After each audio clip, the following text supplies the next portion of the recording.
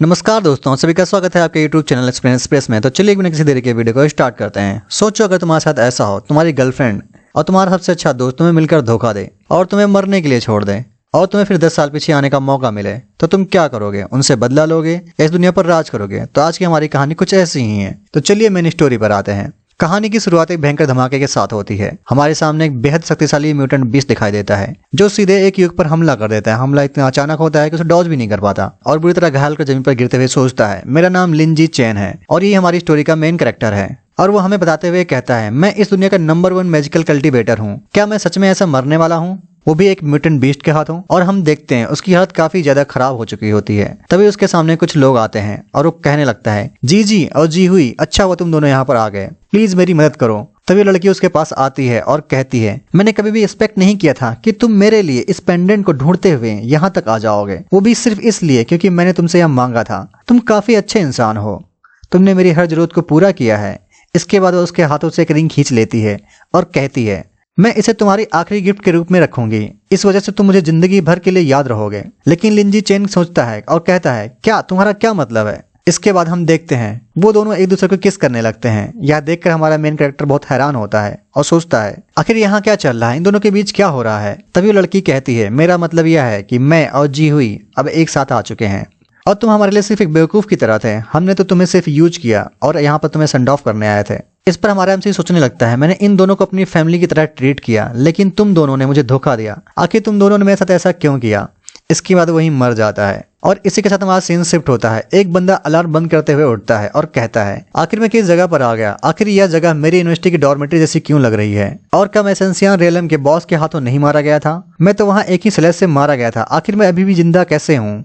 उसे कुछ भी समझ नहीं आ रहा था। फिर वह देखता है और कहता है, मेरी स्टोरेज रिंग और मेरा दानफू कहाँ है? दोस्तों मैं आपको बता, दानफू जो होती है एक डांटियान के समान होती है और हमारा एमसी कहता है ये दोनों चीजें गायब हैं और वह सोचने लगता है आखिर यह सारी चीजें कहाँ चली गईं? और जरा रुको, यह कौन सा साल है? और तभी वह देखता है आज की तारीख जो थी 7 अगस्त 2040। यह देखकर काफी शॉक्ड हो जाता है और कहता है, व्हाट द हेल, मैं गेम 8 वेस्टलैंड स्टार्ट होने के सिर्फ एक दिन पहले आ चुका हूँ। वह काफी ज्यादा शॉक्ड होता है और सोचता है, अगर मैं इस चीज के बारे में सोचूं तो आखिर यह कैसे पॉसिबल है? इतना बड़ा लक मेरे साथ कैसे हो सकता है?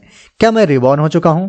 और वो हमें बताता है 8 वेस्टलैंड में एक रूमर फैला था जो कि सुप्रीम डिवाइन आर्टिफैक्ट है। वह एक पेंडेंट के रूप में है जो कि एसेंशियल रेलम के मॉन्स्टर टॉर्च ड्रैगन को मारने के बाद मिलता है। यह पेंडेंट किसी पिलर को रिवाइव करने का चांस देता है। मैंने कभी भी नहीं सोचा था यह रूमर सच होगा, लेकिन अब देखकर लगता है मैं काफी ज्यादा लकी था और अच्छा हुआ मैंने उस प्रीसियस पेंडेंट को हमेशा की तरह स्टोरेज रिंग में नहीं रखा, वरना वो दोनों इसे भी चुरा लेते और मैं कभी रिवाइव भी ना कर पाता। इसके बाद वह तैयार होकर बाहर जाने लगता है और कहता है, मैंने गाओ जी को 10 साल प्यार किया, लेकिन उसने मुझे धोखा दे दिया, वह भी मेरे दोस्त के साथ मिलकर जिसे मैंने अपने भाई के समान माना था। और वह कहने लगता है, उन्होंने न केवल मेरे एसेट्स चुरा लिए बल्कि उन्होंने मेरे ट्रेजर और कई किलिंग बीस्ट व म्यूटेंट बीस्ट की लूट भी शामिल थी, उसे भी चुरा लिया। बल्कि उन्होंने मुझे मरने के लिए कि म्यूटेंट बीस्ट के सामने भेज दिया। लेकिन जैसा कि मुझे दूसरा चांस मिला है, मैं इस जीवन में जिया जी और जी हुई दोनों को उसके विश्वासघात की कीमत जरूर अदा करवाऊंगा। और तभी उसके पास एक फोन आता है। वह कहने लगता है, क्रेजी विच लॉन्ग टाइम नो सी। इसके बाद हमें एक लड़की दिखाई देती है और वह कहने लगती है, long time no see, what the hell, हमने कल ही मिनी हॉट स्पॉट पे मुलाकात की थी।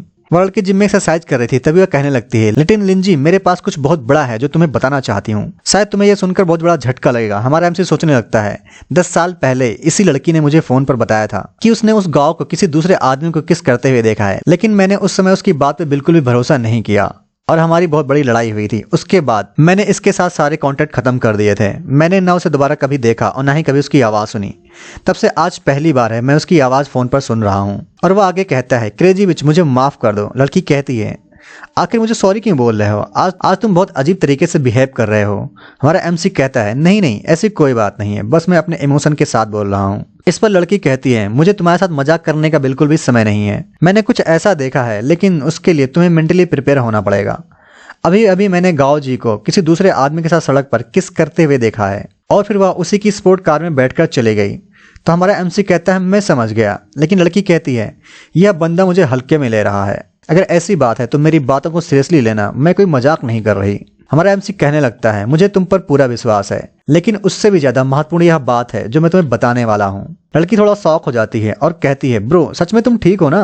तुम बहुत अनयूजुअल बिहेव कर रहे हो, आखिर तुम इतने शांत कैसे हो सकते हो? इस पर हमारा एमसी कहता है, क्या तुमने 8 वेस्टलैंड गेम के बारे में सुना है? वह कहती है, ऑफ कोर्स आजकल हर जगह उसकी काफी चर्चा हो रही है। इस पर हमारा एमसी कहने लगता है, मैं उस गेम के अंदर एक प्रोफेशनल ई स्पोर्ट प्लेयर बनने के बारे में सोच रहा हूँ। और हमारा एमसी सोचने लगता है, अभी किसी को नहीं पता कि असली 8 वेस्टलैंड कोई साधारण वर्चुअल रियलिटी गेम नहीं है। यह बहुत ही ज्यादा पॉपुलर होने वाला है और 5 साल के अंदर यह पूरी दुनिया में वायरल हो जाएगा। साथ ही यह गेम रियलिटी के साथ मर्ज भी हो जाएगा, जिसके अंदर की सारी एबिलिटी, ट्रेजर्स, एनपीसी और बॉस वास्तविक दुनिया में डिसेंड कर जाएंगे। जो स्किल और पावर्स गेम में थी वो वास्तविक में लोगों के पास होंगी। जितनी जल्दी तुम इस गेम को ज्वाइन करोगे उतना जल्दी तुम्हें फायदा मिलेगा और उतना ज्यादा मिलेगा। इस पर वो लड़की कहती है, क्या तुम्हें एक प्रोफेशनल ई स्पोर्ट प्लेयर बनना है? क्या तुम सच में इसके बारे में सोच रहे हो? क्या लोगों ने नहीं कहा था इस गेम को एक एआई ने बनाया है जिसका नाम नवा है? इस पर हमारा एमसी कहता है, मैं इस बारे में सीरियस हूँ। वैसे भी 2 दिन के अंदर मैं डॉर्मेटरी छोड़ने वाला हूँ। मैं एक कमरा किराए पर लूंगा और अपना पूरा समय इस गेम को खेलने वाला हूँ। जो लड़की होती है कहती है, कांग्रेचुलेशंस, बधाई हो, जैसा कि तुमने इसके बारे में पहले ही सोच लिया है। अब मैं फोन रखती हूँ, मुझे इस बारे में चिंता करने की कोई जरूरत नहीं है। लेकिन हमारा एमसी चिल्लाते हुए कहता है, नहीं रुको रुको रुको, फोन मत काटना। और वह कहने लगती है, क्या हुआ? और तभी हमारा एमसी कहता है, मुझे गेम खेलने के लिए इक्विपमेंट की जरूरत है। उसने बिल रिकॉर्ड देखे थे, उसे एहसास हुआ कि उसकी बचत कल ही खत्म हो चुकी है। वह सारी बातें काफी ज्यादा हिचकते हुए कह रहा था और कहता है, क्या तुम यहाँ पर मेरी? लेकिन इतना सुनते ही लड़की चिल्लाने लगती है और कहती है, नहीं, यहाँ मैं पहले से ही बहुत ब्रोक हूँ। आखिर कल तुमसे किसने कहा था कि गाँव जियो के इतना महंगा बर्थडे गिफ्ट दो? वह काफी ज्यादा चिल्ला रही थी। जिम के सारे मेंबर्स देख रहे थे। वह कहने लगती है, तुम्हारी हिम्मत कैसे हुई मेरे पैसे मुझसे मांगने की? अब वह फोन काट देती है। जिसके बाद हमारा एमसी सोचने लगता है, आखिरकार मैं एक दिन पहले रिबॉर्न क्यों नहीं हुआ? लेकिन तभी उसके पास एक मैसेज आता है जो कि उसी लड़की ने भेजा होता है और उसने उसे 10,000 युआन भेज दिए होते हैं और साथ ही मैसेज में लिखा होता है, ये मेरे जिम की कुछ सालों की फीस है, तुम इसे याद रखना और मुझे जल्दी वापस कर देना। और अगर तुम इसे टाइम पर वापस नहीं कर पाते हो और मैं जिम नहीं जा पाती हूँ तो मैं तुम्हें ट्रेनिंग के लिए अपने सैंड बैग के रूप में यूज करूंगी। इस चीज को देखकर हमारा एमसी खुश हो जाता है और कहता है, चिंता करने की कोई जरूरत नहीं है, मैं डेफिनेटली तुम्हारे सारे पैसे रिटर्न कर दूंगा। इसके बाद नेक्स्ट डे हमारा एमसी इक्विपमेंट खरीद लेता है और वो वेट करने लगता है क्योंकि आज ही यह गेम स्टार्ट होने वाला है। और गेम के स्टार्ट होते ही हमारा एमसी रिंग की मदद से अपने आप को उस गेम के अंदर डाल देता है जो कि 8 वेस्टलैंड ग्लोबल बीटा को ओपन किया था। अब वह कहने लगता है, मैं 10 साल बाद इस गेम में रिटर्न हुआ हूँ। यह एक ऐसी जगह है जहाँ सारे सपने हकीकत हो जाते हैं। और इसी के साथ सीन शिफ्ट होता है। लोग चिल्ला रहे होते हैं, देखो जरा सिस्टर नोवा जो कि एआई होती है जिसने इस गेम को बनाया होता है। लोग कहते हैं वह कितनी ब्यूटीफुल है, वह हवा में भी उड़ रही है। लोग उसके बारे में बातें करने लगते हैं। लेकिन हमारा एमसी वहां खड़े होकर सोचता है, गेम के अंदर आने से सबसे पहले हमें यही दिखाई देती है। यह देखने में तो काफी ज्यादा सिंपल लग रही है लेकिन इसमें काफी ज्यादा हिडन मैकेनिज्म है, इसलिए मुझे इसे डील करने के लिए काफी ज्यादा केयरफुल रहना होगा। लोग कहने लगते हैं, देखो ये कितनी ब्यूटीफुल एनपीसी है। कुछ लोग उससे मैरी करने के सपने देखने लगते हैं, कुछ लोग उसके साथ घूमने की बातें करते हैं और वहां पर खड़े सभी लोग कुछ अलग अलग तरह की बातें कर रहे होते हैं। हमारा एमसी सोचने लगता है, ये लोग काफी ज्यादा इडियट हैं। लेडी नोवा के लिए इनके मन में काफी ज्यादा इम्प्रॉपर थॉट्स हैं। तभी लेडी नोवा कहती है, ये सारे लोग काफी ज्यादा नॉइजी हैं। इसके बाद जो सारे लोग होते हैं अचानक शांत होने लगते हैं। लोग कहने लगते हैं, आखिर एनपीसी इतनी एंग्री कैसे हो सकती है? आखिर यह क्या चीज है जिसके अंदर सारे प्लेयर शांत होते जा रहे हैं? और तभी हमारा एमसी बताता है, यह एक पनिशमेंट है जो काफी एक लाइट पनिशमेंट है। जो सारे प्लेयर सिस्टर नोवा की रिस्पेक्ट नहीं कर रहे थे उन्हें कन्फाइनमेंट के अंदर डाल दिया गया है। अदरवाइज उनके सारे एट्रीब्यूट परमानेंटली कम हो जाते हैं जिन्हें बढ़ाने के लिए उन्हें काफी ज्यादा प्रॉब्लम होती। जिसके बाद सारे लोग काफी डर जाते हैं और लेडी नोवा से पीछे हटने लगते हैं। लेकिन हमारा एमसी उसके सामने जाकर ग्रीट करता है जिससे लेडी नोवा काफी ज्यादा खुश हो जाती हैं और कहती हैं, मॉर्टल तुम यहाँ पर इन सब के बीच में काफी डिसेंट लग रहे हो। आखिर तुम्हारी क्या विश है? क्या तुम कल्टीवेशन पाथ पर चलना चाहोगे या फिर इमॉर्टल बनना चाहते हो? और तभी हमारा एमसी अपना नाम बताते हुए कहता है, मेरा नाम लिंजी चेन है और मेरे एक ही रिक्वेस्ट है, मैं चाहता हूँ कि लेडी नोवा मुझ पर अपनी ब्लेसिंग दे। तो लेडी नोवा कहती हैं, ऑल राइट, अगर तुम यही चाहते हो तो मैं तुम्हारे अपनी ब्लेसिंग प्रदान करती हूँ। जिसके बाद उसका सारा इनिशियल टैलेंट आने लगता है। वह इस बात से काफी ज्यादा खुश होता है और बताता है, पिछली लाइफ में उसका टैलेंट बिजनेस प्रोडजी था लेकिन वह इतना ज्यादा वीक था कि उससे वह कुछ भी नहीं कर पाया। उसे हर एक्सचेंज पर 10% डिस्काउंट मिल जाता था लेकिन फ्यूचर में यह जाकर काफी ज्यादा यूजलेस हो गया। भले ही इस बार बिजनेस प्रोडजी आए या कुछ भी और टैलेंट आए, मैं उसे एक्सेप्ट कर लूंगा क्योंकि इनिशियल टैलेंट सब कुछ नहीं होता बल्कि यह प्लेयर के अंडरस्टैंडिंग पर डिपेंड करता है। इसलिए कोई भी टैलेंट तुम्हारे लिए ट्रेस भी हो सकता है और तुम्हें अच्छे मौके भी दिए जा सकते हैं। तो ट्रेस टैलेंट भी लेजेंड बन सकता है। हम देखते हैं हमारे एमसी को नई पावर मिलने वाली होती है जिससे हमारा एमसी काफी ज्यादा खुश हो जाता है। लेकिन रिबॉर्न होने के बाद उसका टैलेंट भी चेंज हो चुका है लेकिन उसके साथ कुछ एडवांटेज और डिसएडवांटेज भी थे जो काफी ज्यादा डेंजरस थे। फिर भी वह कहता है, यह मेरे लिए कोई बड़ी बात नहीं है। तभी लेडी नोवा कहती है, मैंने ऑलरेडी तुम्हें टैलेंट प्रदान कर दिया है और अब तुम्हें अपना अवतार चुनने की जरूरत है। जो हमारा एमसी होता है वो सोचने लगता है, ये सारे बेसिक मॉडल जैसे दिखते हैं लेकिन उनके अंदर बहुत बड़ा अंतर है। उनके एट्रीब्यूट्स भी अलग अलग होते हैं। उनमें से एक मॉडल ऐसा होता है जिसका करिश्मा काफी ज्यादा अच्छा होता है। और हमारा एमसी बताता है, मैंने अपनी पिछली जिंदगी में कभी भी इस बात को स्वीकार नहीं किया था। शुरुआत में मैंने बहुत ही साधारण मॉडल चुन लिया था क्योंकि पूरी जिंदगी में एक हैंडसम आदमी बनना चाहता था, लेकिन बाद में मुझे एहसास हुआ कि गेम के अंदर लुक्स भी बहुत ज्यादा मायने रखते हैं, क्योंकि उसके जरिए तुम एनपीसी का फेवर जल्दी ही हासिल कर सकते हो। और इसी के साथ बताता है, पिछली बार मेरी शक्ल बहुत खराब थी और कम करिश्मे के कारण मुझे काफी परेशानियों का सामना करना पड़ा था। वहीं हाई करिश्मा वाले प्लेयर्स को आसानी से क्वेस्ट मिल जाते थे, जिसकी वजह से वो आसानी से लेवल अप कर लेते थे और गेम में आगे बढ़ जाते थे। इतना ही नहीं, उन्हें खास एनपीसी से मिलने का मौका भी मिल जाता था जो उनके साथ डुअल कल्टीवेशन करने के लिए भी तैयार हो जाते थे। और इसी वजह से मैं अपनी पिछली जिंदगी की गलती नहीं दोहराने वाला हूँ और एक बेहद आकर्षक अवतार चुनना चाहता हूँ। और वो अपना एक अवतार बना लेता है जो दिखने में काफी शानदार लग रहा था। इसके बाद लेडी नोवा कहती हैं, अब बताओ तुम जन्म लेने के लिए किस जगह को चुनना चाहते हो। और हमारा एमसी देखता है, एक कॉन्टिनेंट को 4 भागों में बांटा गया है। हर भाग पर किसी खास प्रकार के कल्टीवेशन के लिए सबसे ज्यादा उपयुक्त है, जिसमें से एक भाग मैजिक कल्टीवेशन के लिए था, तो दूसरा मेडिकल कल्टीवेशन के लिए, तीसरा वेपन कल्टीवेशन के लिए और चौथा बॉडी कल्टीवेशन के लिए। इसी के साथ हमारे एमसी के शुरुआती स्टैट्स भी दिखाए जाते हैं जो कि कुछ खास नहीं होते हैं, इसलिए मैं इसको रीड नहीं करूंगा, आप चाहो तो पॉज करके पढ़ भी सकते हो उसको। इसी के साथ हमारा एमसी बताने लगता है कि फिजिक, स्पीड, कंप्रीहेंशन, करिश्मा और लक जैसे स्टैट अलग अलग प्रकार के कल्टीवेशन को प्रभावित करते हैं। कंप्रीहेंशन किसी भी स्किल को सीखने में मदद करता है, जबकि करिश्मा एनपीसी की फेवरेबिलिटी बढ़ाता है और लक तुम्हारे भाग्य को बेहतर बनाता है। लेकिन इस बार उसके शुरुआती एट्रीब्यूट लगभग मैक्स आउट थे। वह सोचने लगता है कि इस जिंदगी में बहुत कम समय में दुनिया पर नंबर 1 कल्टीवेटर बन जाऊंगा। हालांकि मैजिक कल्टीवेशन उसके लिए सही नहीं थी। मैजिक कल्टीवेशन के लिए टीम बनाने की जरूरत पड़ती थी, जबकि वह सोलो खेलना चाहता था। अगर कोई मैजिक कल्टीवेटर सोलो फाइट में चला जाए तो उसके मरने की संभावना काफी ज्यादा बढ़ जाती है। पिछली जिंदगी में वो भी इसी वजह से काफी परेशान हुआ था।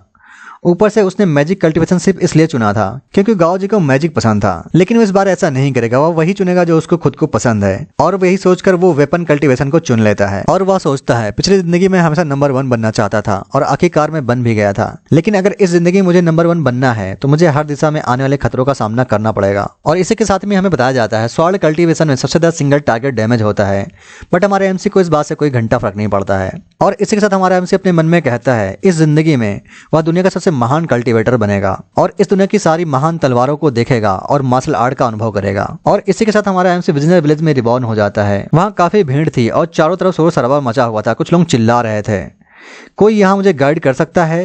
गेम इतना ज्यादा रियलिस्टिक लग रहा था कि लोगों को सच में महसूस हो रहा था जैसे दूसरी दुनिया में पहुंच गए हैं। हमारा एमसी लिंजी चैन भी वहां पहुंच जाता है और चारों तरफ देखकर वो कहता है, इसे देखकर मुझे बहुत ज्यादा नॉस्टैल्जिक महसूस हो रहा है। तभी वहां एक बूढ़ा आदमी आता है। सारे प्लेयर उसी तरफ दौड़ने लगते हैं और कहते हैं, ये जरूर ही कोई एनपीसी होगा, इससे हमें काफी ज्यादा क्वेस्ट मिल सकते हैं। लेकिन हमारा एमसी लिंजी चैन सिर हिलाकर कहता है, ये सारे लोग बेवकूफ हैं, कोई हिडन मिशन इतनी आसानी से किसी एनपीसी के पास कैसे मिल सकता है। और वह सोचते हुए कहता है, चाहे आपस में लोग लड़ रहे हो लेकिन वह सीधे सेट की तरफ जाएगा। अभी उसे किसी भी चीज की जल्दी नहीं है क्योंकि उसको सारे रास्ते अच्छी तरह से पता है और वह आराम से आगे बढ़ने लगता है। लेकिन तभी पीछे से कोई उसे आवाज देता है और रोक लेता है। वह पीछे मुड़कर देखता है और पाता है कि एक लड़की उसके सामने खड़ी है। जो लड़की होती है कहती है, मेरा नाम चुनियान है और मैं इस गाँव में एक टेलर शॉप चलाती हूँ। उसे देखकर आसपास के लोग हैरान हो जाते हैं। हमारा एमसी इतना हैंडसम लग रहा होता है कि कई लोग उसे एनपीसी समझ बैठते हैं। कुछ लोग कहने लगते हैं, क्या वो कोई एनपीसी है। लेकिन तभी वहां खड़ा दूसरा आदमी से कहता है, बकवास मत करो, अगर वो एनपीसी होता तो दूसरा एनपीसी उससे बात कैसे कर सकता था। वो साफ तौर पर एक प्लेयर है। तभी चुनियान कहती है, मेरे पास तुम्हारे लिए एक मिशन है, क्या तुम एक्सेप्ट करना चाहोगे। फिर वह बताती है, मेरे पति की मौत 5 साल पहले हो चुकी है, तब से मैं अकेली रहती हूँ। अगर तुम्हें यह मिशन मुश्किल लगता है तो मैं तुम्हारी मदद भी कर सकती हूँ। तुम क्या सोचते हो, क्या तुम इस मिशन को स्वीकार करना चाहोगे। यह सुनकर हमारा एमसी सोचने लगता है, मैक्स करिश्मा का प्रभाव सच में बहुत खतरनाक है। उसने कभी सोचा नहीं था कि इतनी जल्दी किसी एनपीसी को आकर्षित कर लेगा। वह सोचता है, अगर यह मिशन स्वीकार कर लेता है तो उसकी फेवरेबिलिटी काफी तेजी से बढ़ जाएगी। संभव है कि भविष्य में उसके साथ डुअल कल्टीवेशन के लिए भी तैयार हो जाए। लेकिन पिछली जिंदगी में उसे इस मौके के लिए काफी लंबा इंतजार करना पड़ा था। लेकिन तभी अपने विचार बदल लेता है। वह खुद से कहता है, मैं इस जिंदगी में नंबर 1 कल्टीवेटर बनना चाहता हूँ। मैं शुरुआत से ही ऐसी खूबसूरत महिला के चक्कर में नहीं पड़ सकता। इसके बाद वह मुस्कुराते हुए कहता है, आज मुझे बहुत सारे जरूरी काम है, अगर मौका मिलेगा तो मैं भविष्य में तुम्हारा मिशन जरूर स्वीकार करूंगा। असल में इसका सीधा मतलब था, वह उसे मना कर रहा था। जिस पर चुनियान उसे कुछ नहीं कहती है, लेकिन आसपास मौजूद लोग हैरान हो जाते हैं। वो कहते हैं, उसने एक एनपीसी का मिशन ठुकरा दिया, जिस मिशन को पाने के लिए लोग तरसते हैं। आखिर ये कैसा प्लेयर है और क्या सोच रहा है। इसके बाद हमारा एमसी वहां से जाने लगता है। तभी चुनियान पीछे से कहती है, याद रखना तुम जब चाहो वापस आ सकते हो और मेरा मिशन तुम्हारे लिए हमेशा के लिए खुला रहेगा। लिंजी चेन जवाब देता है, अगर मौका मिला तो मैं जरूर वापस आऊंगा, लेकिन मन ही मन वहां सोच रहा होता है, मैं इस तरह के मिशनों पर अपना समय बर्बाद नहीं कर सकता, मुझे अभी बहुत सारे जरूरी मिशन पूरे करने हैं। और इसी के साथ सीन चेंज होता है। हमारा एमसी कुछ देर बाद वो ऐसी जगह पहुंचता है जहां पर कुछ लोग पहले से मौजूद होते हैं। वे उसे देखकर कहते हैं, ब्रदर तुम्हें अंदर जाने की कोई जरूरत नहीं है। यहाँ जो ब्लैक स्मिथ है वो किसी से बात नहीं कर रहा, ऐसा लगता है कि वो बहरा है। लेकिन हमारा एमसी लिंजी चेन उनसे कहता है, मुझे याद दिलाने के लिए आपका बहुत बहुत शुक्रिया, लेकिन मैं बस अंदर जाकर एक बार देखना चाहता हूँ। यह कहकर वह अंदर चला जाता है। वहाँ अंदर एक ब्लैक स्मिथ तलवार बनाने की कोशिश कर रहा था। वहाँ पहले से काफी सारे खिलाड़ी मौजूद थे। सभी को लग रहा था यह एनपीसी को भी मिशन नहीं देने वाला और यहाँ का सिर्फ टाइम की बर्बादी है। उधर ब्लैक स्मिथ मन ही मन सोच रहा था, आखिर आज मेरा हथियार सही से क्यों नहीं बन पा रहा। तभी हमारा एमसी उसके पास पहुंच जाता है और वह सोचता है, ये लोग सच में बहुत बेवकूफ हैं। पूरे विग्नर विलेज में यह सबसे महत्वपूर्ण एनपीसी मिशन है। और वह भट्टी में फायर को तेज करने के लिए उसे हवा देने वाली पुली को भी चलाने लगता है, जिससे भट्टी का तापमान तेजी से बढ़ने लगता है। लेकिन एनपीसी कहता है, आग अभी भी बहुत छोटी है और इसे तेज करने की जरूरत है। इसके बाद वह एनपीसी अपने हथौड़े को तेजी से चलाने लगता है और तलवार को आकार देने की कोशिश करता है। कुछ समय बाद तलवार सही आकार लेने लगती है और यह देखकर ब्लैक स्मिथ खुश हो जाता है। अब फिर हमारे एमसी से कहता है, मेरी मदद करने के लिए तुम्हारा बहुत बहुत शुक्रिया। आज मेरा हेल्पर ट्रेनी नहीं आया है, इसलिए फौजी में काफी परेशानी हो रही थी। इसके बाद वह आगे कहता है, क्योंकि तुमने मेरी मदद की है तो मैं तुम्हें एक मिशन देना चाहता हूँ। साथ ही मैं तुम्हें मौका देता हूँ कि तुम यहाँ पर रखे किसी भी एक हथियार को इस्तेमाल कर सकते हो, लेकिन याद रखना यह सिर्फ आज के लिए है, कल तुम्हें हथियार किसी भी हाल में वापस करना होगा।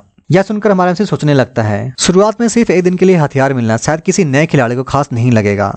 ज्यादातर बिगनर्स इसको बेकार समझकर छोड़ देते हैं, लेकिन असली अवसर तो इसी मिशन के पीछे छुपा हुआ है। बहुत सारे लोग आलस की वजह से इस मिशन को आगे नहीं बढ़ाते, जबकि अगर कोई इसे लगातार पूरा करे तभी यह बूढ़ा एनपीसी असली अवसर प्रदान करता है। इसके बाद हमारा एमसी यहाँ पर रखी साधारण सी तलवार उठा लेता है। यह एक ऑर्डिनरी स्वॉर्ड थी, लेकिन इसको इस्तेमाल करने से उसकी स्ट्रेंथ में 3 पॉइंट बढ़ जाते हैं, जिस पर वो बूढ़ा मुस्कुराकर कहता है, तुमने बहुत अच्छी तलवार चुनी है। फिर वह अपना मिशन बताता है, मुझे ग्रीन पिट वाइपर के 10 जहर वाले दांत ला कर दो। अगर तुम ऐसा कर पाए तो मैं तुम्हें एक बहुत अच्छा अवसर दूंगा। हमारा एमसी इस मिशन को तुरंत स्वीकार कर लेता है। इसके बाद वह सोचता है, अब मैं आखिरकार अपनी स्वॉर्ड कल्टीवेशन की यात्रा शुरू कर सकता हूँ। उधर दुकान के बाहर मौजूद लोग यह देखकर हैरान हो जाते हैं और वह एक दूसरे से कहते हैं, आखिर इस बंदे को हथियार कैसे मिल गया, अंदर आखिर चल क्या रहा है। कुछ लोग हमारे एमसी के पास आकर पूछते हैं, ब्रदर हमें भी बताओ उस बूढ़े ने तुम्हें तलवार कैसे दे दी, क्योंकि हम हमेशा के लिए इस दुकान के बाहर खड़े नहीं हो सकते। वहां पर खड़े सभी लोग हमारे एमसी से रिक्वेस्ट करने लगते हैं, जिस पर हमारा एमसी थोड़ी देर सोचता है और फिर मजाक करने का फैसला करता है और वह कहता है, उस मस्कुलर आदमी की गर्लफ्रेंड ने उसे धोखा दे दिया है, इस वजह से उसका दिल पूरी तरह से टूट चुका है। अगर तुम लोग उसे कुछ अच्छा सा गाना गाकर सुनाते हो तो हो सकता है भावुक होकर तुम्हें शायद अपना हथियार दे दे। यह सुनकर सभी खिलाड़ी खुश हो जाते हैं और वो कहते हैं, अरे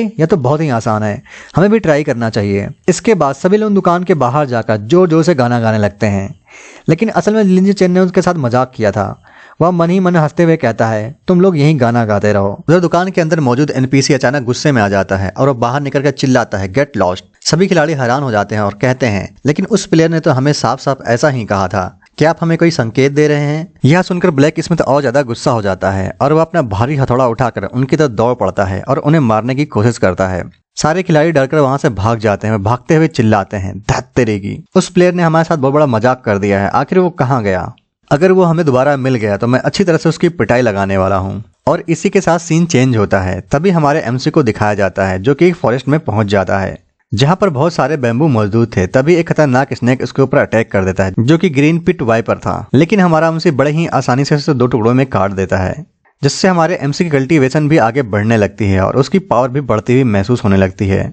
जिस पर हमारा एमसी कहता है, मेरी कल्टीवेशन बढ़ चुकी है, स्टार्टिंग के हिसाब से बिल्कुल भी बुरा नहीं है। ऐसे ही वह उन स्नैक्स को मारने के बाद बहुत सारे मटेरियल इकट्ठा कर लेता है, जिनमें ग्रीन वाइपर बो, एक स्टोरेज बैग और एक वाइपर शॉट भी मौजूद होती है। वह कहने लगता है, 8 वेस्ट लैंड में इक्विपमेंट की ड्रॉप रेट बहुत ज्यादा कम होती है। मैंने कभी भी नहीं सोचा था कि सिर्फ कुछ ग्रीन वाइपर मारने पर मुझे इतने सारे इक्विपमेंट मिल जाएंगे, जबकि ये सिर्फ नॉर्मल ग्रेड के वाइपर थे, मतलब कि लो मॉन्स्टर। वह काफी ज्यादा शॉक्ड था, लेकिन तभी उसे याद आता है कि उसके मैक्स इनिशियल लक की वजह से उसके सारे ड्रॉप रेट बढ़ चुके हैं। और हमारा एमसी सोचने लगता है, मुझे और ज्यादा स्नैक्स मारने चाहिए और मैं देखना चाहता हूं कि आखिर ये कितने ज्यादा इक्विपमेंट ड्रॉप कर सकते हैं। इसके बाद वह बहुत तेजी से बहुत सारे स्नैक्स को मार देता है कुछ ही समय बाद हम देखते हैं लगभग सारे स्ट्राइक उसके क्रिटिकल हिट हो रहे होते हैं और पूरे फॉरेस्ट में सबसे ज्यादा स्नैक्स उसी ने मारे थे। और वह कहने लगता है, मैंने कभी नहीं सोचा था कि ओल्ड मैन द्वारा दिए गए मिशन को पूरा करने के बाद भी मैं इतने सारे पॉइजन एरो और कॉपर कॉइन्स इकट्ठा कर सकता हूँ। और इसी के साथ हमारा एमसी सारा सामान अपने स्टोरेज बैग में भर लेता है।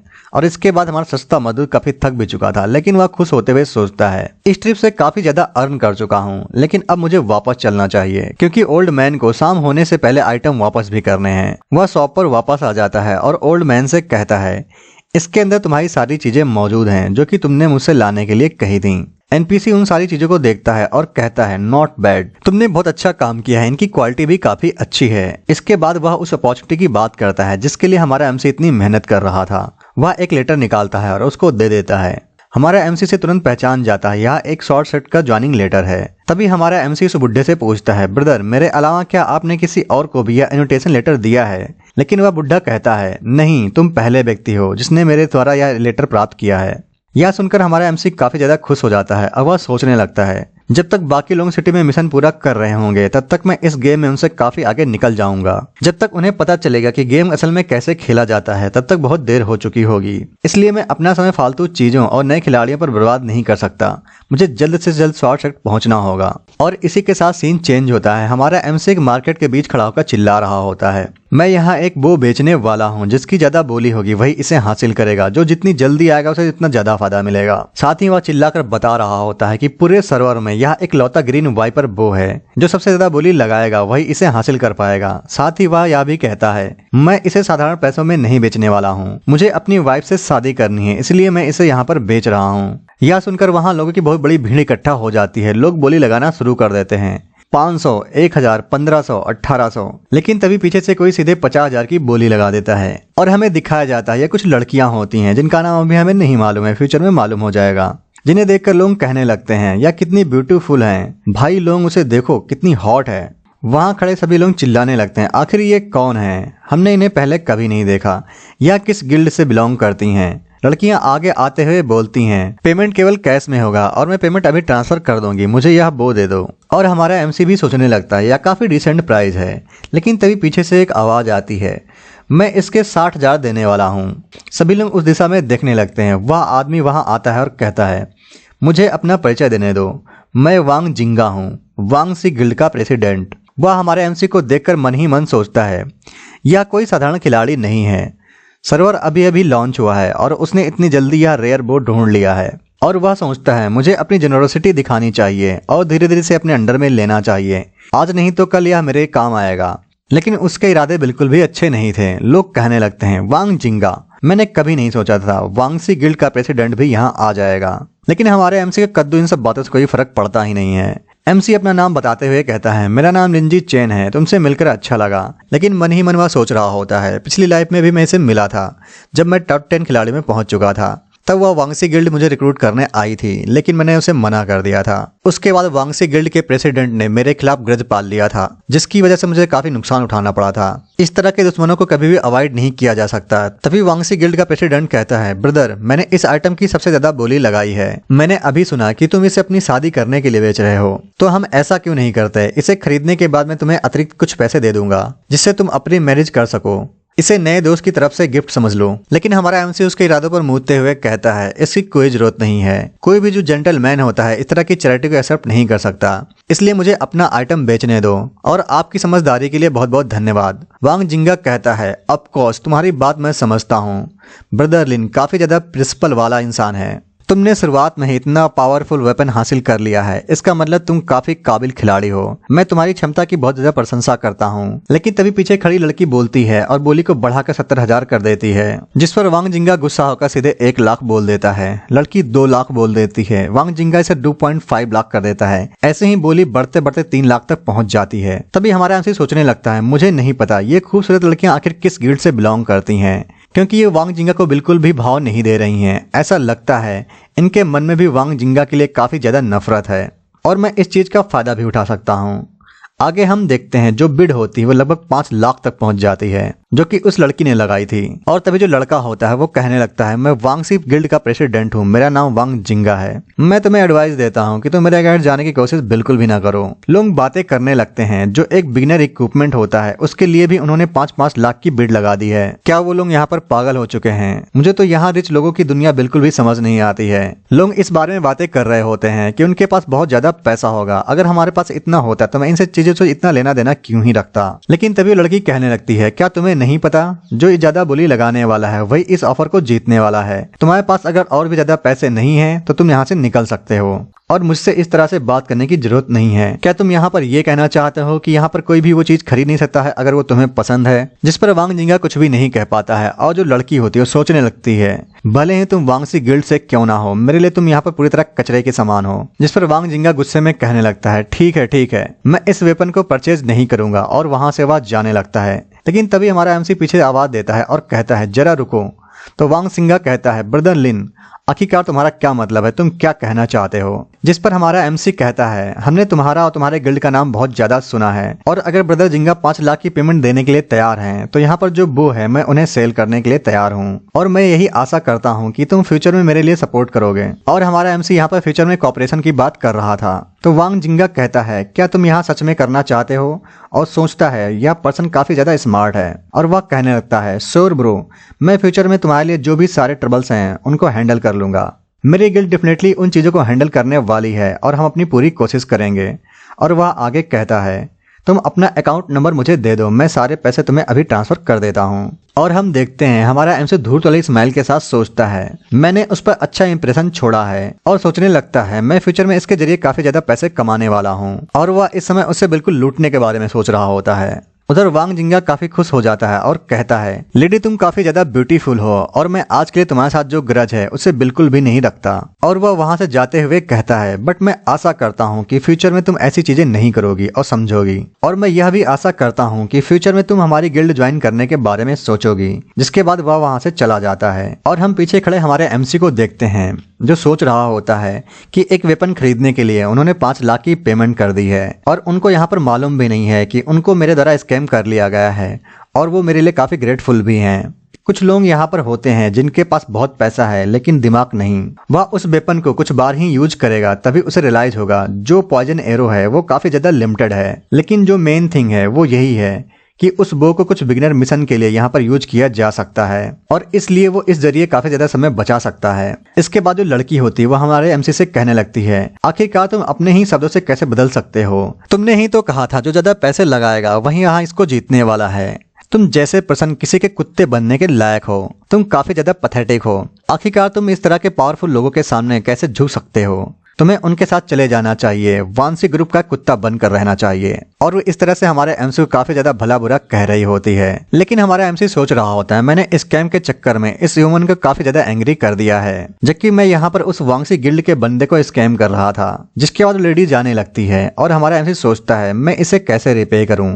जिसके बाद हमारा सीन शिफ्ट होता है, एक वाइल्ड बोर फॉरेस्ट का दिखाया जाता है जहाँ पर बहुत सारे लोग ट्रेवल कर रहे थे, और ये वही गर्ल्स होती हैं जिनको हमारे एमसी ने ऑफेंड कर दिया होता है। और यहाँ पर वो वाइल्ड बोर को मारकर अपना लेवल अप करना चाहती थीं। वो सारे अलग अलग डायरेक्शन में स्प्लिट हो जाते हैं। तभी हमारा एमसी वहां पर आ जाता है। हमारे एमसी को देखकर वो वुमन काफी ज्यादा गुस्सा हो जाती है और कहने लगती है, तुम आखिर हमारा पीछा क्यों कर रहे हो? लेकिन हमारा एमसी बिना गुस्सा हुए कहता है, मुझे आपका 2 मिनट चाहिए और मैं आपसे 2 मिनट प्राइवेट में बात करना चाहता हूँ। लेकिन वो लड़की सोच रही होती है, जैसा कि मैंने देखा जो वांग जिंगा है उसके साथ इसका कोई भी फैमिली रिलेशनशिप नहीं है। ऐसा लगता है ये वांग सिंगा गिल्ड के रेपुटेशन के कारण उसके साथ धोखा हो गया है। मतलब ये लड़की सोच रही होती है हमारी एमसी को वांग सिंगा गिल्ड के बारे में मालूम नहीं है, और फिर वह सोचती है इसलिए मुझे इसे एक और चांस देना चाहिए और इसे एडवाइस भी देना चाहिए। लेकिन तभी हमारा एमसी एक बड़ा बम फोड़ते हुए कहता है, मेरे पास एक इन्फॉर्मेशन मौजूद है और मैं तुम्हें यहाँ 5 लाख में बेचने के लिए तैयार हूँ। और कहता है जो इन्फॉर्मेशन है उसे देने के बाद मैं एक चीज कंफर्म कर सकता हूँ, इस इन्फॉर्मेशन के कारण तुम्हारी गिल्ड दूसरों से बहुत आगे बढ़ जाएगी। लेकिन तभी लड़की कहने लगती है, आखिरकार तुमने इतनी इंपॉर्टेंट पीस ऑफ इन्फॉर्मेशन को वांग को क्यों नहीं बेच दिया? क्योंकि तुम तो उसे सपोर्ट करने के लिए बैक कर रहे थे। वो तो हम सबने अपनी आंखों से देखा था। यह तुम्हारे लिए काफी ज्यादा बेनिफिशियल होने वाला था अगर तुम इस इन्फॉर्मेशन को उसे बेच देते। लेकिन तभी हमारा एमसी हंसते हुए कहता है, क्या वांग को मैं सपोर्ट कर रहा था? क्या वो इसके लिए वर्दी है? मैं तो बस उसके साथ यहाँ पर मजाक कर रहा था। और कुछ चीजों को अपनी तरह से सेटल कर रहा था। वह मेरे लिए कोई भी नहीं है, मैं तो बस उसकी मनी का फायदा उठाने वाला था। इसलिए मुझे यहाँ कुछ ना कुछ तो इंश्योर करना चाहिए था, क्योंकि मेरे पास ना ही पैसा है ना ही पावर। इसलिए मुझे सरवाइव करने के लिए इस टाइप की कुछ चीजें करनी पड़ती हैं। और यहाँ पर हमारा एमसी सोचता है जो एनिमी का एनिमी होता है, मतलब दुश्मन का दुश्मन दोस्त होता है। जैसा कि हमने देखा ये जो वुमेन है काफी ज्यादा हेट करती है वांग सिंगा से। ऐसा लगता है इनके बीच जो कॉपरेशन है वो काफी ज्यादा खराब है और फ्यूचर में जाकर ये लड़की मेरे लिए अच्छा कॉपरेशन साबित हो सकती है। और वुमेन सोचने लगती है इसका जो एटीट्यूड है वांग के खिलाफ वो काफी जल्दी चेंज हो गया। और तभी हमारा एमसी कहता है लेडी, तुम इस इन्फॉर्मेशन को बाय करना चाहते हो या फिर नहीं, और अगर करना चाहती हो तो यह मेरा अकाउंट नंबर है। मैं इस पूरी इन्फॉर्मेशन को तुम्हें इमीडिएटली दे दूंगा जब मैं तुम्हारी तरफ से पेमेंट रिसीव कर लूंगा। यहाँ पर कोई भी स्कैम नहीं हो रहा। और वो लेडी सोचने लगती है अगर वो इस चीज के लिए यहाँ पर सही है तो मैं इस टाइप की अपॉर्चुनिटी को कभी वेस्ट नहीं जाने दे सकती। जिस पर वह कहने लगती है मैं इन्फॉर्मेशन खरीदने के लिए तैयार हूँ, और वह मनी ट्रांसफर के लिए तैयार हो जाती है। और वह कहती है मैंने मनी को ट्रांसफर कर दिया है। जिस पर हमारा एमसी कहता है यह अच्छा डिसीजन है। और वह सोचने लगता है यह काफी ज्यादा अच्छा है। मैंने एक ही दिन में गेम को ज्वाइन करने के बाद यहाँ पर मिलियंस अर्न कर लिए हैं। हालांकि यह काफी ज्यादा पैसे नहीं हैं, और जब गेम स्टार्ट होने के बाद रियलिटी में बदलाव आएगा तब फ्यूचर में मनी कोई मायने नहीं रखने वाली है। लेकिन ये अभी के लिए मेरी लाइफ को इम्प्रूव करने में काफी ज्यादा हेल्प करने वाली है।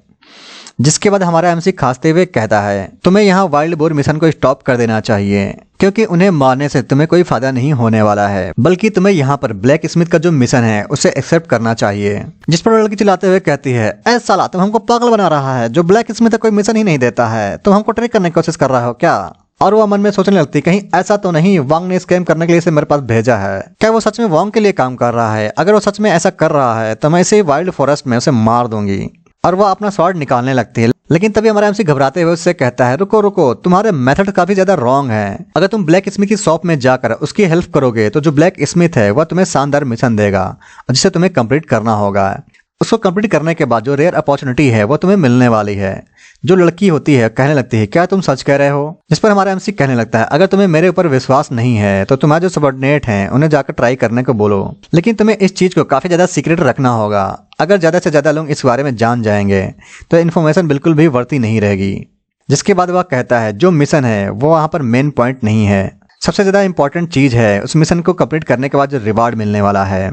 जिसके बाद हमारा एमसी अपनी बातों को अश्योर करने के लिए जो शॉर्ट शर्ट का इनविटेशन होता है उसे निकाल कर दिख, जिस पर हमारा एमसी कहने लगता है अगर तुम्हें मेरे ऊपर विश्वास नहीं है तो तुम्हारे जो सबऑर्डिनेट हैं उन्हें जाकर ट्राई करने को बोलो, लेकिन तुम्हें इस चीज को काफी ज्यादा सीक्रेट रखना होगा। अगर ज्यादा से ज्यादा लोग इस बारे में जान जाएंगे तो इन्फॉर्मेशन बिल्कुल भी वर्ती नहीं रहेगी। जिसके बाद वह कहता है जो मिशन है वो वहां पर मेन पॉइंट नहीं है, सबसे ज्यादा इंपॉर्टेंट चीज है उस मिशन को कंप्लीट करने के बाद जो रिवार्ड मिलने वाला है। जिसके बाद हमारा एमसी अपनी बातों को अश्योर करने के लिए जो शॉर्ट शर्ट का इनविटेशन होता है उसे निकाल कर दिखा देता है। जिसके बाद लड़की होती काफी शॉक हो जाती है और कहती है ये तो शॉर्ट शर्ट का इनविटेशन है, तुम्हें कहाँ से मिला? तो हमारा एमसी कहता है हाँ तुमने बिल्कुल सही समझा, अगर तुम ये प्राप्त कर लेती हो तो तुम्हें शॉर्ट शर्ट के लोकेशन के बारे में पता चल जाएगा। तुम्हारे लिए शॉर्ट शर्ट को ज्वाइन करने का ये काफी ज्यादा अच्छा चांस होने वाला है। इसके बाद हमारा एमसी कहता है मुझे जो कुछ कहना था मैंने सारी चीजें तुम्हें बता दी हैं। इसी के साथ तुम्हारे साथ जो भी होने वाला अब वो तुम्हारे ऊपर डिपेंड करता है। जो लेडी होती है वह उसे रोकने की कोशिश करती है, कहती है आखिर तुमने इतनी इंपॉर्टेंट इन्फॉर्मेशन को मुझे क्यों बेच दिया?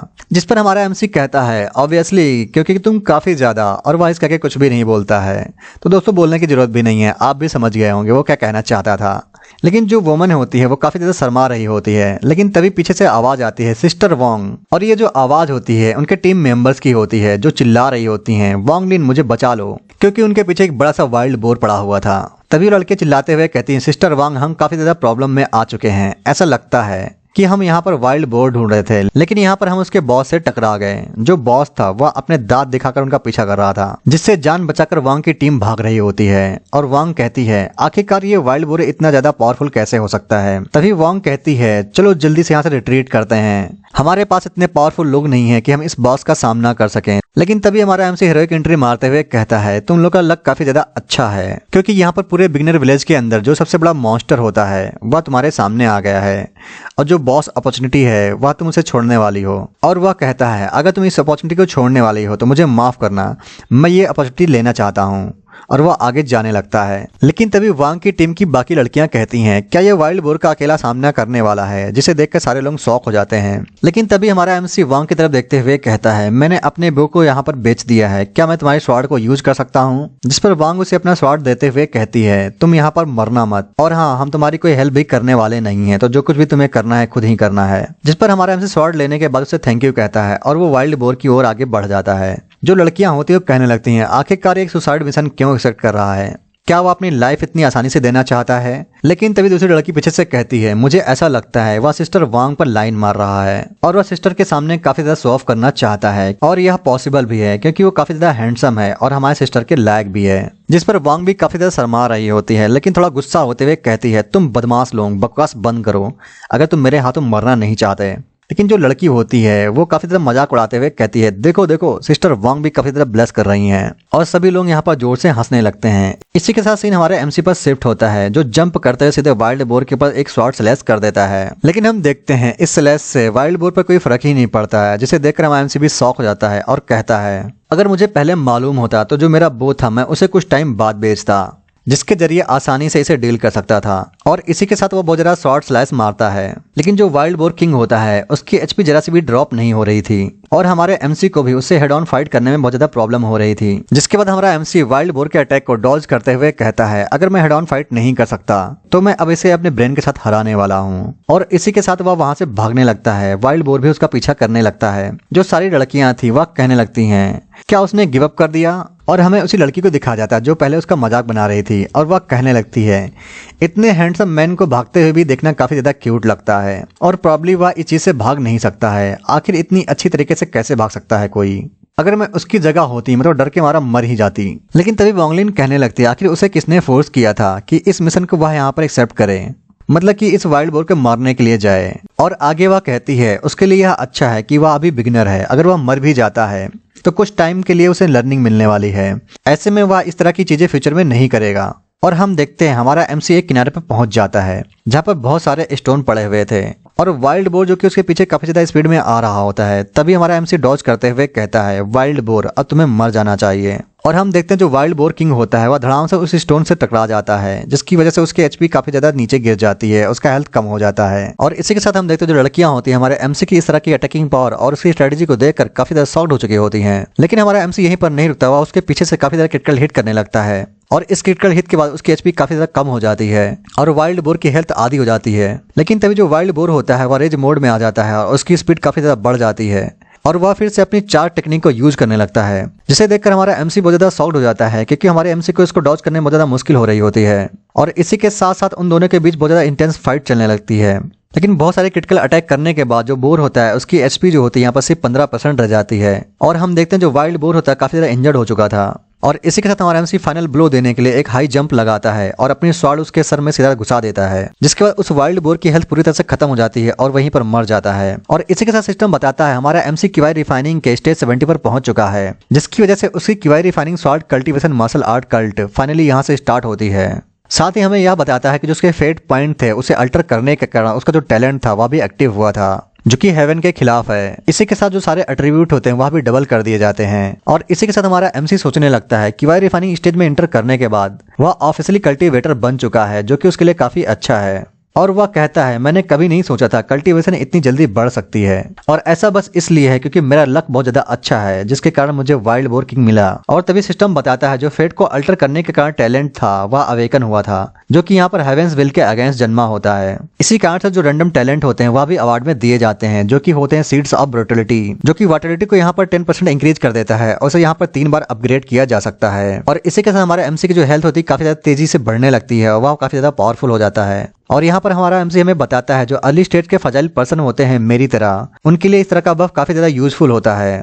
ओरिजिनली मेरे जो एट्रीब्यूट्स हैं वह मेरे टैलेंट के कारण डबल हुए हैं, लेकिन जो मेरी मेंटेलिटी है वह भी 10% बढ़ चुकी है। इसी कारण से जो मेरा कल्टीवेशन है वह काफी ज्यादा इजी होने वाला है। और इसी के साथ हमारा एमसी बताता है early phase of QI refining की एचपी 1000 होती है, लेकिन जो अभी मेरी एचपी है वह 1000 से बढ़कर 2000 हो चुकी है, जो कि मेरे लिए काफी अच्छा है। एटलीस्ट जो फेट है वह मेरे लिए काफी ज्यादा गुड है। लेकिन तभी सिस्टम की तरफ से एक और कांग्रेचुलेशन का मैसेज आता है, क्योंकि हमारा एमसी न्यूली स्टार्टेड सर्वर में सबसे पहला बंदा था जिसने वाइल्ड किंग बोर को मारा है, वह भी इस पूरे बिगनर विलेज के अंदर। अंदर। और इसी के साथ सिस्टम बताता है जो 8 होली लैंड है और 8 वेस्ट लैंड है उनके अंदर इसी कारण से ब्रॉडकास्ट है वह पूरी दुनिया में फैलने वाला है। और वह पूछता है क्या तुम अपना नाम हाइड करना चाहते हो, जिस पर हमारा एमसी कहता है ऐसा कोई भी रीजन नहीं है मेरे पास जिससे मैं अपनी आइडेंटिटी को हाइड करना चाहूँ। और इसी के साथ जो अनाउंसमेंट होती है वह पूरी दुनिया में हो जाती है, जिससे सभी लोग इस चीज को देख पा रहे थे। लोग कहने लगते हैं अभी तो गेम स्टार्ट ही हुआ था, पब्लिक टेस्टिंग चल ही रही थी, आखिरकार कौन इतना पावरफुल है जिसने बिगिनर लेवल बॉस को इतनी जल्दी मार दिया, आखिर वह किस गिल्ड से बिलोंग करता है, आखिर यह लीजी चेन है कौन जो इतना पावरफुल है, मैं उसे यहाँ पर जानता भी नहीं हूँ। और लोग सोचने लगते हैं जो हमारा एमसी आखिरकार किसी मेजर गिल्ड से बिलोंग करता होगा, वह ह्यूमन अटैक्स टैक्टिक्स और स्ट्रेटजी के बारे में बहुत कुछ अच्छे से जानता होगा,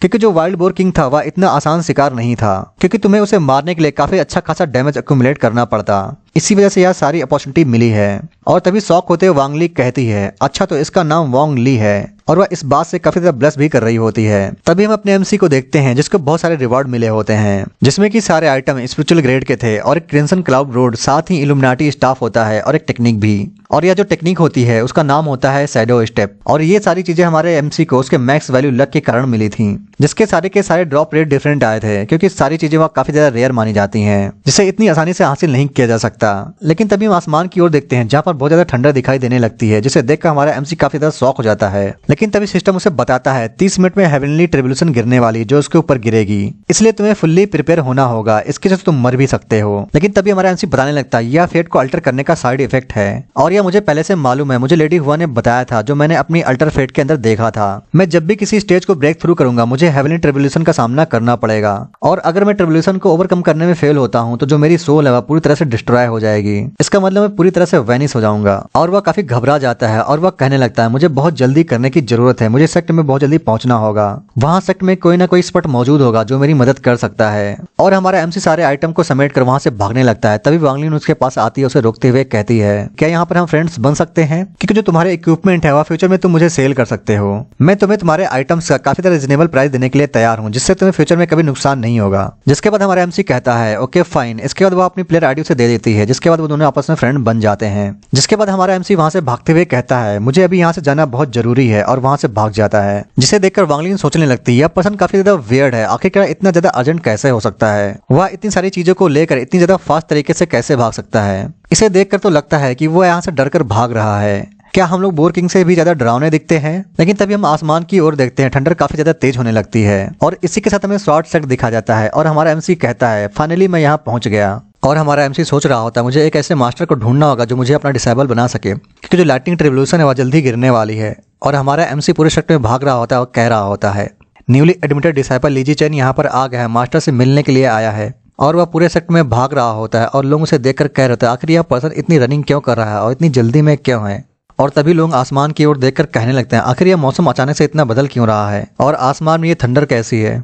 तभी वहां पर एक लेडी आसमान में अपीयर होती है, और वह कहती है आखिरकार इतना कमोशन क्यों है यहाँ पर। वहां पर मौजूद लोग कहने लगते हैं ये तो सेक्ट लीडर है, सेक्ट लीडर यहाँ पर आ चुकी है। सभी लोग सेक्ट लीडर को ग्रीट करते हैं, और लोग कहते हैं सेक्ट लीडर कितनी खूबसूरत है। इसी के साथ सेक्ट लीडर बताती ये हेवनली ट्रिब्यूलेशन का साइन है, क्या तुम में से किसी डायरेक्ट डिसेबल या फिर एल्डर ने ब्रेक थ्रू कर लिया है। इसी के साथ सारे एल्डर कहने लगते हैं आखिर यहाँ पर किसने ब्रेक थ्रू कर लिया है। यहाँ पर मौजूद सभी लोगों को कुछ भी मालूम नहीं था, और वह कहने लगते हैं आज तक हमने इसके बारे में कभी नहीं सुना। और तभी हमारा एमसी चिल्लाते हुए आता है और कहता है न्यूली इंटर किया हुआ डिसेबल लीजी चेन यहाँ आ चुका है। उसे ऐसे देखकर एल्डर शॉक हो जाती हैं। इसी के साथ सारी एल्डर्स और सेक्ट मास्टर भी उसी की तरफ देखने लगते हैं, लेकिन हमारे एमसी की तो बुरी तरह लगी पड़ी होती है, और चीखते हुए कहता है ग्रेट मास्टर प्लीज मुझे यहाँ पर बचा लीजिए। वह भागते हुए आ रहा था और काफी डरा हुआ था। इसी के साथ हम देखते हैं जो ठंडर होती है उसके काफी ज्यादा करीब आने लगती है, जिसे देखकर हमारे एमसी की हालत खराब हो जाती है, और एमसी कहता है मास्टर मेरी मदद कीजिए, और वह अपना इन्विटेशन लेटर उन्हें दिखाता है। और इसी के साथ एमसी सोचने लगता है मेरी करंट एबिलिटी के मुताबिक डेफिनेटली हेवनली ट्रिब्यूलेशन की पावर से मैं मर जाऊंगा, मैं तो बस यहाँ पर मौजूद मास्टर्स के ऊपर ही रिलाई कर सकता हूँ, वही मेरी जान बचा सकते हैं। और तभी हम देखते हैं जो हमारी सेक्ट लीडर होती है वो एमसी के ऊपर एक शील्ड बना देती है,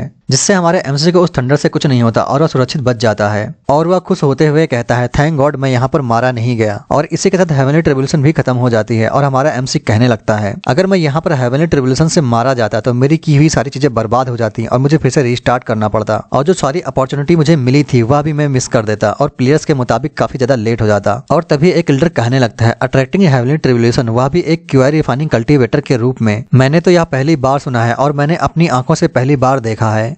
मैंने पूरी लाइफ में ऐसा बंदा नहीं देखा। यह बिल्कुल भी ऑर्डिनरी नहीं है, यह काफी ज्यादा एक्स्ट्रा ऑर्डिनरी बंदा है। और तभी एक लेडी टीचर वहां आती हैं और वह कहती हैं, अगर यह किड फ्यूचर में हमारे सेट का लीडर बन जाता है, यह हमारे सेट के लिए बहुत बड़ी बात होगी और हमें इसे अपना डिसेबल बनाने की कोशिश करनी चाहिए। लोग कहने लगते हैं, हाँ यह बिल्कुल जीनियस है। इसलिए सभी उसे अपने डिसेबल के रूप में एक्सेप्ट करना चाहते थे। जो सारे टीचर्स और एल्डर्स होता है हमारे एमसी को चारों तरफ से घेर लेते हैं और वह कहने लगते हैं, तुम यहाँ पर एक टीचर ढूंढने आए थे, तुम मेरे डिसेबल बन सकते हो, तुम हम में से किसी मास्टर को एक्सेप्ट कर सकते हो, लेकिन मैं इन सभी में तुम्हें सबसे अच्छे रिसोर्सेज प्रोवाइड कर सकती हूँ। और तभी कोई कहता है, मैं तुम्हारे कल्टीवेशन के लिए सबसे ज्यादा सपोर्ट दूंगा। सभी अपने अपने हिसाब से उसे सबसे ज्यादा अच्छे ऑफर दे रहे थे और इसी के साथ सारे एल्डर्स आपस में बहस करने लग जाते हैं और वह सब आपस में कहने लगते हैं, तुम्हें इस डिसाइपल के लिए मुझसे फाइट नहीं करना चाहिए, मुझे इसे एक्सेप्ट कर लेने दो, तुम्हारे पास पहले से ही बहुत अच्छे डिसाइपल मौजूद हैं। सभी लोग इसी वजह से फाइट कर रहे होते हैं और हमारा एमसी सोचने लगता है, जैसा कि मैंने सोचा था, सेट के अंदर जो मास्टर होते हैं वह मुझे आसानी से हेवनली ट्रिब्यूलेशन से बचा सकते हैं और यह अच्छा हुआ कि मैं यहाँ टाइम पर पहुंच गया, वरना मैं मर भी सकता था। लेकिन इसी वजह से मैंने काफी सारे एल्डर्स का अटेंशन भी ग्रैब कर लिया है। इस वजह से जो सारे एल्डर्स हैं वह मुझे अपना डिसेबल एक्सेप्ट करना चाहते हैं और यह बिल्कुल भी बुरा नहीं है, यह मेरे लक के कारण है और यह बहुत ही अच्छी चीज है। लेकिन मैं इन सभी चीजों को इस तरह से एक्सेप्ट नहीं कर सकता, मुझे थोड़ा एक्ट करने की जरूरत है। मैं यहाँ उन लोगों की तरह काफी ज्यादा ईगर दिखाई नहीं दे सकता, मुझे यहाँ पर उनकी नजरों में अपनी वैल्यू को बढ़ाना होगा और थोड़ा एटीट्यूड दिखाना होगा। लेकिन तभी वहाँ पर सेक्ट मास्टर आ जाती हैं और वह कहने लगती हैं, तुम लोगों को आपस में फाइट करना बंद कर देना चाहिए, क्योंकि इस डिसाइपल को मैं अपने डायरेक्ट डिसाइपल के रूप में एक्सेप्ट करने वाली हूँ। जो सभी टीचर्स और एल्डर्स थे वो काफी ज्यादा शॉक हो जाते हैं और वह कहने लगते हैं, मैंने तो यह कभी नहीं सोचा था कि जो सेक्ट लीडर हैं वो किसी भी डिसाइपल को यहाँ पर एक्सेप्ट करेंगी, क्योंकि आज तक उन्होंने कभी किसी डिसाइपल को एक्सेप्ट नहीं किया है और वह इस बंदे के लिए एक एक्सेप्शन कर रही हैं। जिसके बाद वह हमारे एमसी के सामने पहुंच जाती हैं और कहती हैं, ली जी चेन, क्या तुम मेरे डायरेक्ट डिसाइपल बनना पसंद करोगे? इसे देखकर हमारा एमसी भी काफी ज्यादा शॉक हो जाता है और वह सोचने लगता है, यह काफी ज्यादा ग्रेट अपॉर्चुनिटी है। और इसी के साथ सिस्टम हमारे एमसी को बताता है, तुमने बहुत ग्रेट अपॉर्चुनिटी को हासिल कर लिया है।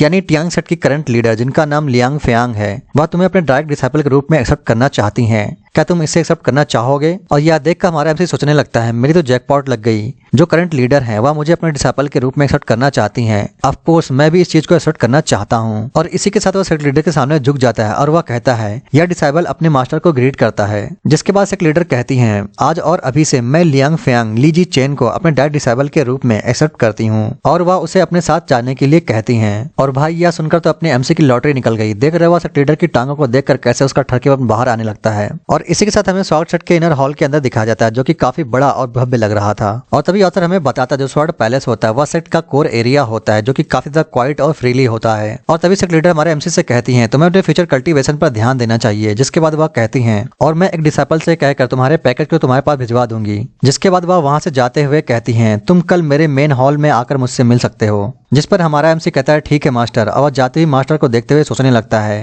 कि सेक्ट लीडर काफी ज्यादा कोल्ड एंड डिसेंट है, इसलिए मुझे यहाँ काफी लो प्रोफाइल रखना होगा और इसलिए मुझे अपनी पावर को काफी ज्यादा सीक्रेट और स्लोली बढ़ाना होगा। और इसी के साथ हमारा फर्स्ट पार्ट यहीं पर खत्म होता है। तो दोस्तों मिलते हैं नेक्स्ट वीडियो में। तो आपसे रिक्वेस्ट है, हमारे वीडियो को लाइक, सब्सक्राइब, शेयर जरूर करें और अगर आपको वीडियो अच्छी लगी तो वीडियो को हाइप भी करें। मिलते हैं नेक्स्ट वीडियो में।